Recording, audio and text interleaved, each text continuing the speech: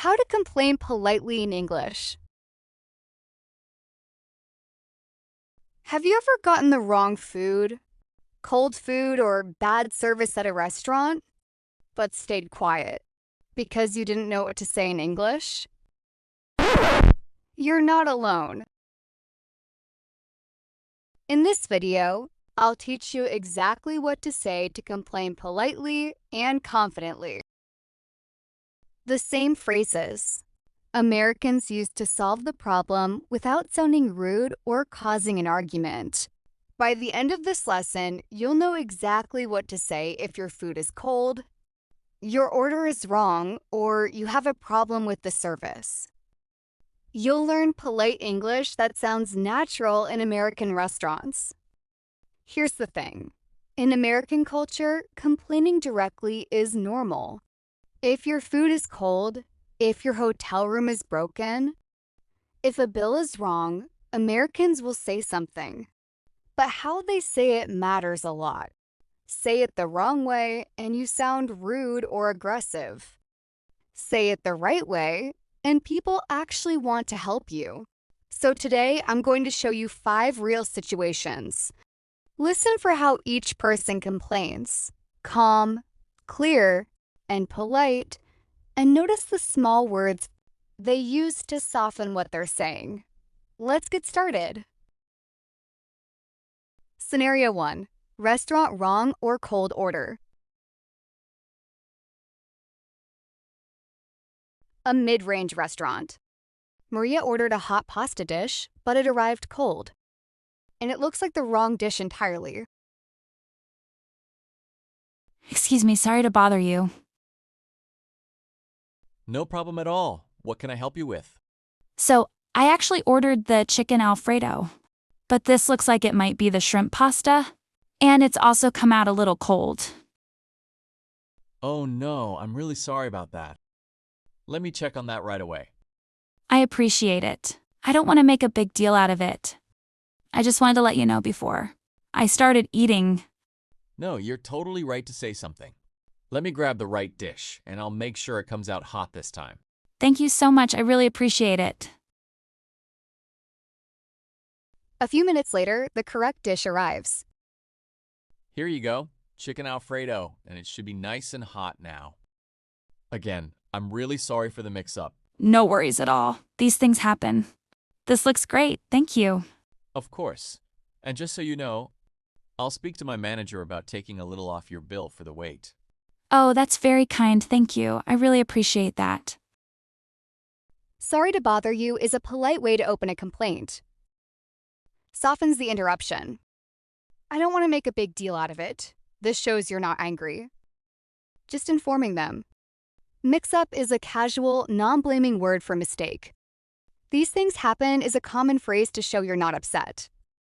In American restaurant culture, pointing out an order mistake is expected and servers want you to tell them so they can fix it. The key is tone. Calm, polite, and specific, not angry. Starting with, excuse me, sorry to bother you signals you're not attacking them personally. Scenario 2. Hotel room problem.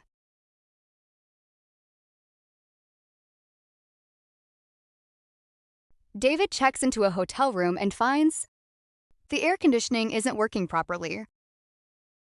Hi, sorry to bother you. I'm in room 412. And I just wanted to mention that the AC doesn't seem to be working. It's pretty warm in there. Oh, I'm sorry to hear that. Let me take a look and see what we can do. I'd really appreciate it. It's not a huge deal, but it is pretty uncomfortable, especially at night. Totally understandable.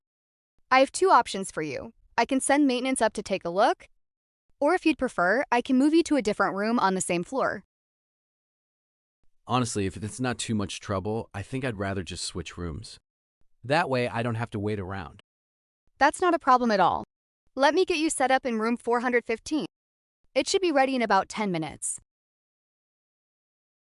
That works perfectly. Thank you so much for taking care of this so quickly. Of course, and I do apologize for the inconvenience. I'll also add a small credit to your account for tonight. Wow, that's really generous. I appreciate that a lot. If it's not too much trouble, is a very polite way to make a request. That way I don't have to. Just explains your reasoning without sounding demanding. I do apologize for the inconvenience is a common formal customer service phrase. Credit is always money taken off your bill. Notice David gives a reason for his preference. He said that way I don't have to wait around instead of just saying, I want a new room. Explaining your reasoning is a common politeness strategy in American English. It makes a request sound like a preference, not a demand. Scenario 3. Customer service call billing error. Priya calls her phone company because she was charged twice for the same month. Thank you for calling. This is Jake. How can I help you today? Hi, Jake. Thanks for picking up. I'm calling because I noticed I was charged twice for my bill this month. And I wanted to see if we could sort that out. I'm sorry to hear that. Let me pull up your account. Can I get your name and phone number? Sure. It's Priya Sharma. And the number is 555-0192.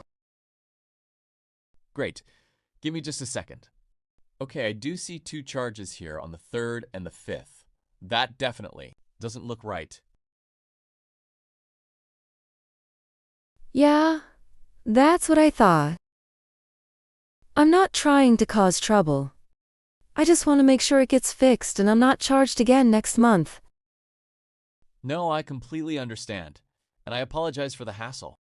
I'm going to go ahead and refund the duplicate charge. You should see that back in your account within 3 to 5 business days.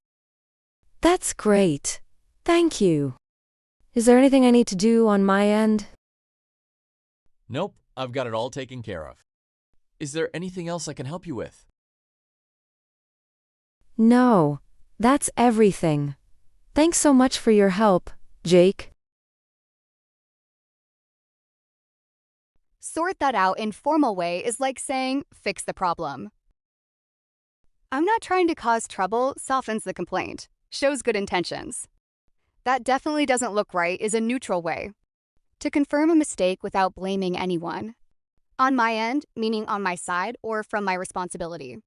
On customer service calls, Americans often state the problem clearly and early. Example, I noticed I was charged twice, and then quickly move to what they want. I wanted to see if we could sort that out. This problem to solution structure is efficient and considered polite, rather than overly indirect. Scenario 4, talking to a neighbor about noise.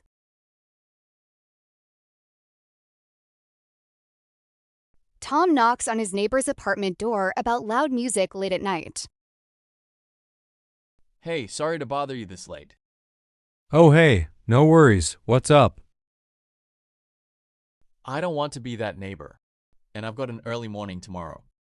Would you mind turning it down a bit? Oh gosh, I had no idea it was that loud. Yeah, of course. I'll turn it down right now.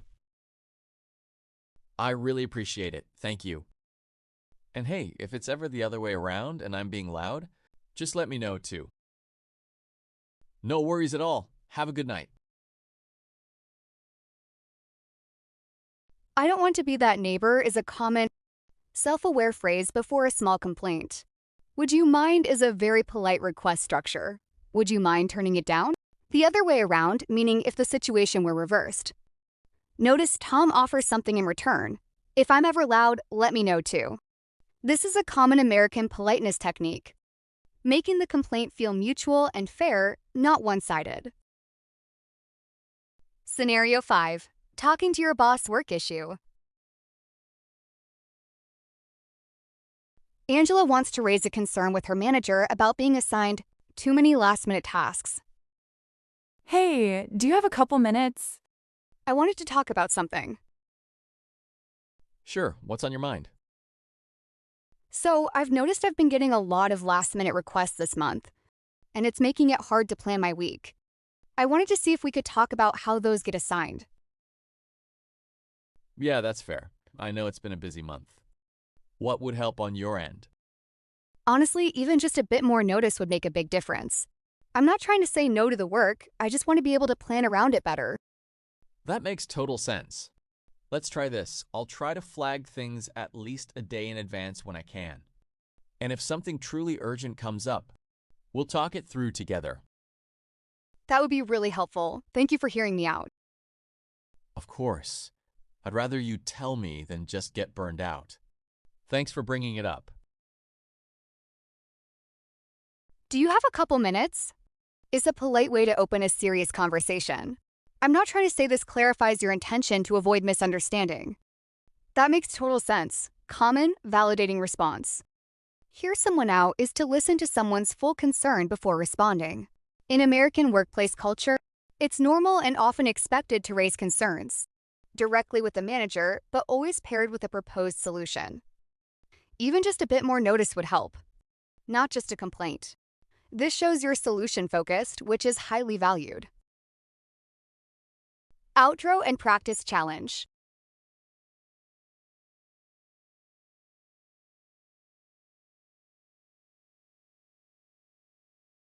And that's it.